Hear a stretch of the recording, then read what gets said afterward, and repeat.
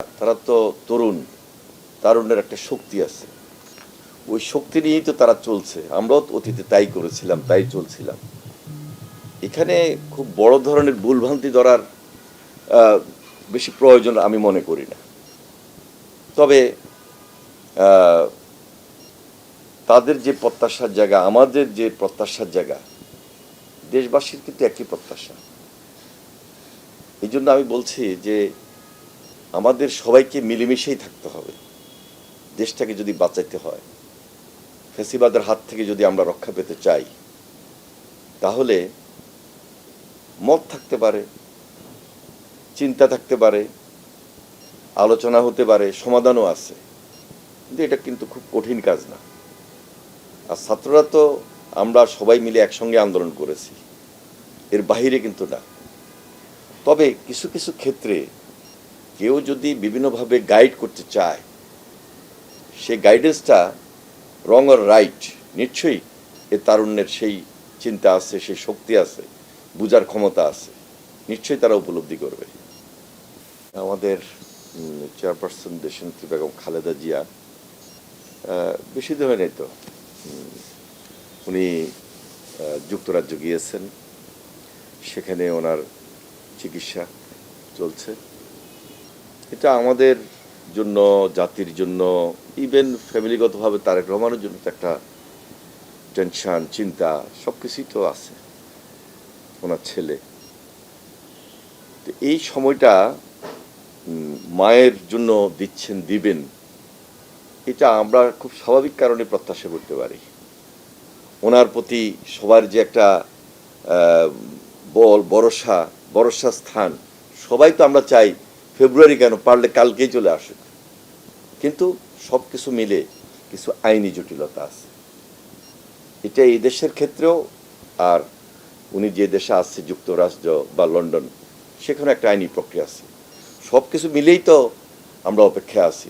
খুব শীঘ্রই ইনশাল্লাহ উনি আসবেন, দেশবাসী তো প্রত্যাশাই করে। তবে সবচেয়ে বেশি গুরুত্বপূর্ণ যেই জিনিসটি এই মুহূর্তে জাতির জন্য, সেটা হলো দেশে একটা অন্তর্বর্তীকালীন সরকার। এই সরকারকে একদিকে আমরা খুব সহযোগিতা করতেছি, সরকারও সরকারের ধারাবাহিকতা রক্ষা করছেন। একদিকে সংস্কার, আর একদিকে নির্বাচনী একটা রোড ম্যাপ, সব কিছু মিলে একটা প্যাকেজ ওয়ার্ক। তবে সাময়িক সরকার, অন্তর্বর্তীকালীন সরকার, কিন্তু বেশি দিন থাকার কথা নয়।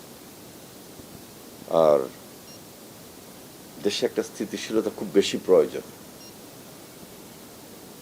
একটা নির্বাচিত সরকার যত বেশি দায়িত্বশীলতার সহিত এই স্থিতিশীলতা পার্মানেন্টলি করতে পারবে, এটা অন্তর্বর্তীকালীন সরকার একেবারেই যে অনেক দিন থাকবে বা একটা স্থিতিশীলতা ধারাবাহিকভাবে নিয়ে যাবে, এটা আশা করাটাও তো ঠিক হবে না।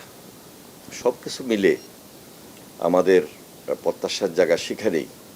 জনগণের যে প্রত্যাশা এই সরকারের কাছে, একদিকে আইন শৃঙ্খলাটা ঠিক থাকবে, কোনোভাবেই যেন আইন শৃঙ্খলার অবনতি না ঘটে।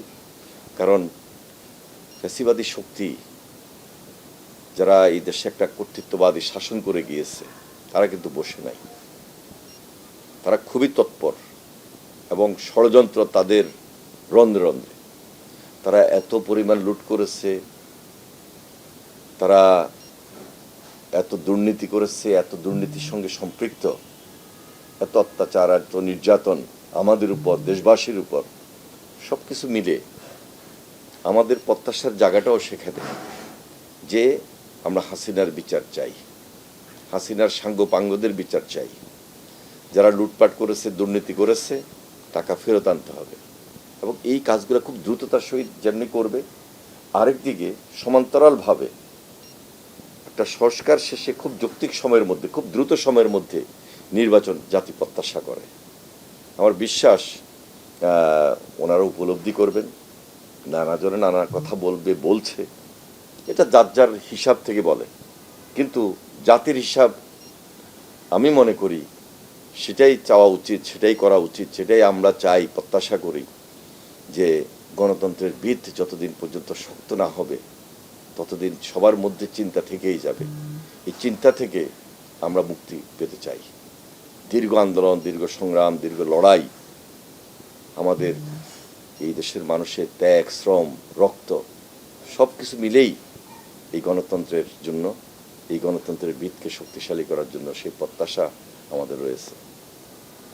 আর যারা এই